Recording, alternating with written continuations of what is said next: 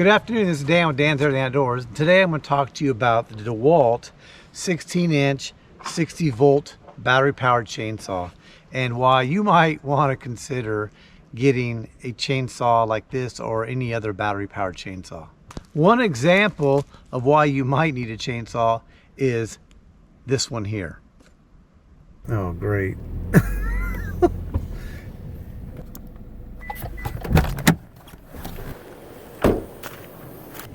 Just for such an occasion. What do you think? Well, we were going out to eat. We thought we'd go out, hey, let's run out to eat, you know. It snowed today. Yesterday was like really warm and 65 degrees. And look what happened.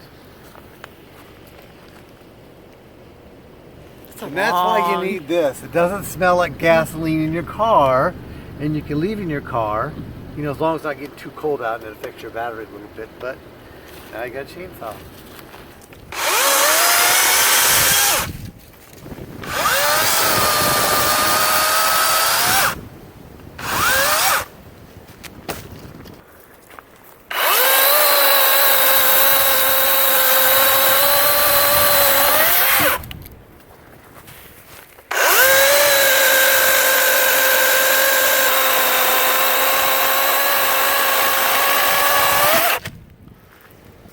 Just enough space to get through. That's why you carry an electric chainsaw with you. So you can see that having something like this ready to go at a moment's notice could be very useful in a situation like what I bought it for.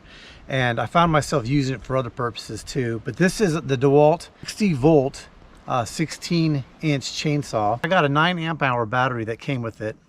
This is the flex volt battery. It's a 20 volt and a 60 volt battery, so it can be used in a couple different units. And the reason I got this chainsaw was that I wanted to have a chainsaw at the ready for when I'm in my vehicle and a tree falls down. As you saw in that video, the trees fall across my driveway all the time. Sometimes I'm driving someplace and I'm on a road and I run across a tree and I might want to jump out and just trim it back so another car doesn't hit it. And I wanted this chainsaw to have something to keep in my car. Now I could keep my gas powered chainsaw in my car like I have done, but then at times your car can start smelling like gasoline or the oil gets out. Even if you've got a container or a storage case for your chainsaw, you might get some oil out of it, or you're just going to be able to smell that gasoline. So I wanted something that was battery powered. What goes against what they recommend for the battery, and what they don't say about these, is that a lot of times that's in the winter time. So if you're storing a chainsaw in your car at extremely cold temperatures, your battery probably is not going to last as long. It could longevity of your battery. But at the same time, you've got something at the ready. What I'll sometimes do is just store this in my car. I keep a battery pack in my backpack that goes everywhere with me, and so it's usually the backpack's usually in a warm place with me when I get in my car, and if I need this I can pop the battery in and be ready to go. But you may want the battery with it at all times, just so you don't forget the battery someplace. The other thing, in the summertime it could get extremely warm in your car, so it might go against the best case scenario for storing your battery. But all that aside, you want it available, so maybe that doesn't really matter that much because you want your chainsaw to be with you at all times and ready. One thing I want to note on this is that when I got this charger, these batteries come up, they're not fully charged. I think this one's about on the level 1. You can push this button right here and you can see that light comes on. It tells you how much it's charged. It gives you a relative idea of how much charge is in the battery. And when I went to charge this, I went ahead and slid this into the pack similar to my other DeWALT charger. I slid it in just like that, and I saw the button start to charge. And about 5 minutes later, it said the pack was charged. And I thought that was kind of odd because when I looked through the manual, it said it doesn't come fully charged. And I'd pushed the button and it said it was close to charge. So I thought maybe there's something different. But after using the battery for a while and drain it down, I went to go charge it again and it said you're charged after about 5 minutes. So I just couldn't figure I was wrong, and I was considering sending this back. I didn't really see anything online about it, but I started playing around with it and I found out you got to do this. Do you hear that? It's got to be clicked into place. It's got to be locked into place somewhat before it's going to work. So you slide it in and then push it down. I was able to fully charge the battery. Everything is fine. So I just want to mention that to you. So if you get one of these and that happens to you, that you know, just to make sure you push it down, make sure it snaps in the charger and that it's charging. All right, it'll tell you, it says that a pack charging, if half of the light right here will blink. When it's charged, it maintains steady. And if you get a blinking here and a red here, it means that something's wrong. It says hot cold delay. Maybe your battery's too hot, you just took it out of the chainsaw, or maybe it's just too cold because you had it in a cold environment. So let me tell you what I like about this, some of the things I like about this chainsaw. It comes with this little cover here, right? Not a big deal. It's nice to have something to protect your, when you have this on there, so you don't cut yourself on, it doesn't grab onto something in the backseat of your car. And the two things I really like about this, has two safety mechanisms. One safety mechanism is the kickback right there. And I always tend to store this, whether the battery's in it or not. I'm going to store it with that kicked forward. Now you got two forms of safety, because the second form of safety is this push button right here. And I think on the earlier models of these, there wasn't a push button. So there was a different type of button. This one, you really got to push it down a little bit before you can pull the trigger. Okay, now I'm going to pull the trigger now. Nothing's going to happen. It's because the kickback is forward. If I pull this back into position, push this button down, I can cut with it. So it's real quiet, real easy. I think that even for this, because I've got good finger control, or trigger control I call it here, I'm not going to just hit this button for any reason. If you ever handle a firearm or you've ever handled a skill saw, you know you keep your finger off this trigger right here. And then when you got to use it, you just push down the button and it cuts real well. Before you put the battery in, the first thing you do is to go ahead and fill it up with oil. So there's your oil reserve. You can see on here, it's about halfway right now. And filling the oil is really easy. You just basically take this cap off right here. You fill it up with oil and then you put that back on. And then it's ready to go. Once you get the battery back into it, you're ready to cut with it. The other thing you might find that you need to do on here is to adjust the chain. All right, so I've got mine adjusted to about right there. I like to be able to pull up onto it just without too much force, and it's still riding in the channel there of the chainsaw. If you want to do an adjustment on that a little bit, all you got to do is loosen this up right here. Then you're going to screw this a little bit tighter here, turn that in, and then go ahead and lock that down, and you're ready to go. Right where I like to have it, right there. Not too tight, not too loose. And then you're ready to cut some wood. One more thing I want to mention about this chainsaw is that it comes with, and you'll notice that it doesn't, these bumper spikes here are plastic. I really wish they were some sort of metal, to be honest with you, because it gives you a little bit of additional, stability and anti-kickback when you're in the course of cutting a tree or cutting a log or something like that. I think the reason they're not metal is they're really not needed. When you've got a battery powered chainsaw like this and you're cutting and sometimes you'll use those bumper spikes out, a little bit of a wedge to spike into it and then pull up on the chainsaw to give yourself more power, or give yourself more cutting power, I should say.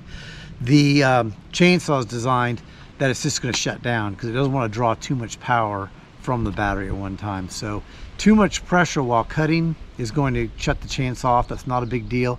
All you got to do is take your finger off the trigger, and then once you pull the trigger again, it's going to start working again.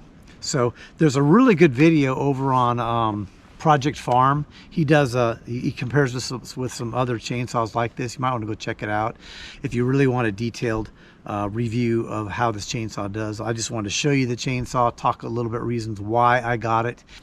So if you're out in the woods and you've got a chainsaw, I typically will go into the woods with a couple chainsaws. But if you only had one and there's a situation where you need to be, you get pinched. Let's say you get pinched. You didn't expect it, your chainsaw gets pinched. You need to just cut a little bit from that log to free up your chainsaw, your primary chainsaw. You've got something on hand like this. So if I'm going to the woods, I'm gonna do a lot of cutting. I'm not using this one. I'm gonna use my full-size still. I might use a smaller chainsaw, gas-powered chainsaw, but this works great as well. Okay, the second reason I got this was for pruning of trees, quick pruning. I've got a little branch out someplace, I want to just cut it up. I can just walk out there, zip zip, cut it up, and I'm good to go. I don't have to worry about going out to the garage and trying to find the chainsaw, putting oil in it, making sure it has gas, making sure it starts okay and runs good. It's just a real quick grab and go kind of situation. I don't say it's a primary pruning one because a small electric one that has a cord on it is much lighter than this. Is very heavy. I don't have the exact weight on it, but with that battery and the motor, it's a pretty heavy chainsaw. So not a pruning chainsaw, but you can, for a quick grab and go, it's a perfect purpose for this chainsaw. Another reason I got this was for when I'm going out and we're camper camping, I'm car camping, and I got some wood. I want to go back and process some woods, or to let me cut some woods out the trails or something like that. I can go out, cut up a couple pieces, bring them back to camp, and I've got wood for the fireplace. Okay. One thing I found, and I didn't expect myself doing this with this chainsaw, was when I'm sitting around the fire at home, around the fire pit, I find myself just grabbing this to cut a couple pieces up real quick and throw in the fire. Like for our situation, I'll have trees that come down, the large branches that come down the yard. We'll just drag them over near the fire pit and we'll just leave them there. And so when we get a fire going, sometimes we just, well, I'll cut those up. And it just makes it really easy to, hey, throw a couple more pieces on the fire, grab the quick chainsaw, cut them up, throw them in the fire. Let me show you this chainsaw in action. And like I said, there's other videos out there that people cut a lot of wood with this, like Project Farm. But I'm just going to show you real quick a couple cuts. How easy this was. It cuts really well. Of course, the chain's new, but it has a good bite to it, and it's just smooth as butter. Just for what I'm cutting, it works magnificent. So got a couple little branches here. This is a tree that fell across the driveway earlier this year in the wintertime. And we had that snowfall, and I'm just going to show you a couple cuts on these small pieces. They're old, and then this green one, this green pine tree here.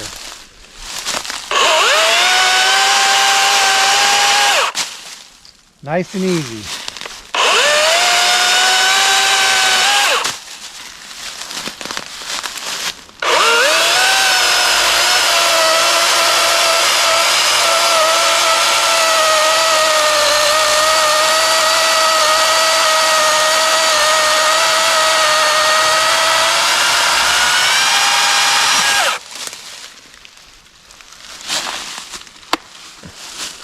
Definitely not as fast as cutting with a still or even any of my other gas powered chainsaws, but very, very handy tool.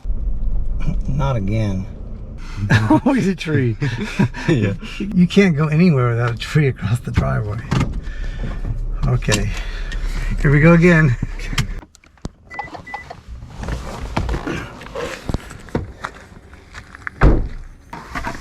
That's exactly why I got this, right, Blake? Yeah.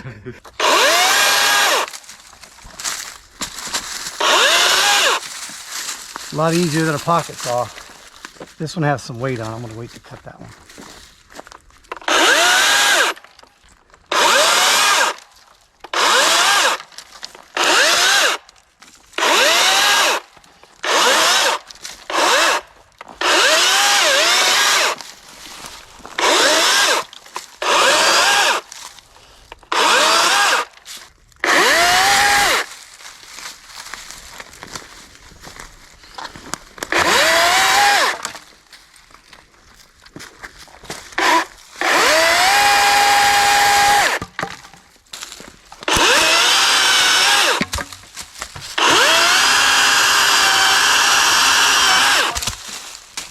All right, that's it. For now, I'm just going to throw these branches back in the woods and then just stick that back in the vehicle for the next time we need it, which will probably be tomorrow. Or coming home really late at night, you're tired, all you do want is get home, and then you find a tree at the beginning of the driveway. You got to walk a half mile to the house, grab the chainsaw, walk back out, and cut it up. With this chainsaw, at least, if it's not a really big tree, you can pretty much cut it out of the way pretty quickly and get home. Maybe just cut a path and get home and come back out the next morning, cut it up. Until next time.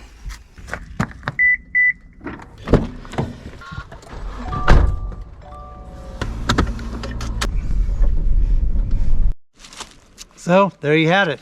I hope you enjoyed seeing some of that footage of me cutting under a real situation. This one, I'm just going to take air compressor, blow it off, and put the cover back on the blade and stick it back in the vehicle. So next time I have a situation where I need it, which is about every other week, I can pull this out of the vehicle, cut it out of the way, and be on my way. Thanks for watching. Please give me a like and subscribe for more videos like this. Thank you. Have a good day.